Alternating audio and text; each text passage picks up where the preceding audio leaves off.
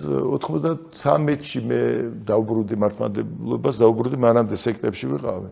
94-ში მისიონერი ცენტრის ხელმძღვანელად დამნიშნა პატრიარქმა, აი პატრიარქის მამობრივი სიყვარულიც გამოვლიდა მათ, იმიტომ რომ გაიგო რა გზამა გავლილი კი არ მისაყვედურა, არამედ დამიფასა ეს და ერთ კვირაში მთელი სამეგრელოს რეგიონის მისიონერი ცენტრის ხელმძღვანელად დამნიშნა, რომ იქ გადაკებდი წიგნები ჩამკოდა. 95-ში დიაკვანი გავხდი, 97-მდე ვიყავი და 97-ს უკვე პატრიარქმა შემომთავაზა ორჯერ გლობა და უარი უთხარი, იმიტომ რომ აქ ხა გავადგიდა, წავიკითხე, სხვა რელიგიები კიდე და მეთქი ჯობია რომ ჩემ თავში დავასრულო ეს ძიება და მე მოვალ მეთქი და წადი შენ ასე დაიკარგებიო, ესე ამის სიტყვებით გამიშვა და როცა დააბრუნებ და ამთავრებ ძიებასო, მე მოდიო.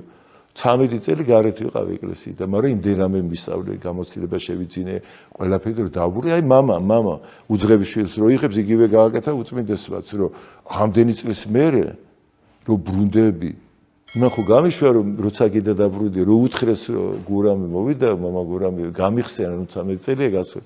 ამომხენა და ორი სიტყვა მითხრა, დაბრუნდი მეცნიერო. ანუ გესმის რომ გეგონა რომ სხვაგანი პოეტი ისე მოხვედიო და იწუთას მიმიღე საერთოდ ერთი არც საყვედური კი არა, არავის არაფერი არ უკითხავს, ამდენი ხანი სად იყავი. თითქოს მეძინა. და ესეც მამობრივი სიყვარულია, ასე უნდა გააკეთოთ მღვდელმა, მამაოს რო გვეძახია, ხანდახან დამცინავად ხოლმე, მამაო, მამიდივდა ჩვენი ბრალია. შენ რომ მამაოს გეძახიან, მამა უნდა იყო ადამიანისთვის, ხო? ანუ მამა ვინ არის? მამობრივი სიყვარული, რომელიც ყველას წყურია სხვათა შორის. დედაზე არანაკლებ წყურია ყველას მამის სიყვარული. მაგრამ მე ხო გითხარით, თუ გიდათ რომ მამის სიყვარული იგებოთ, ბავშვებო, აი ხა მომართავდა შევი. მაშინ ცოტა მამასაც უნდა თქვენგან სიყვარული.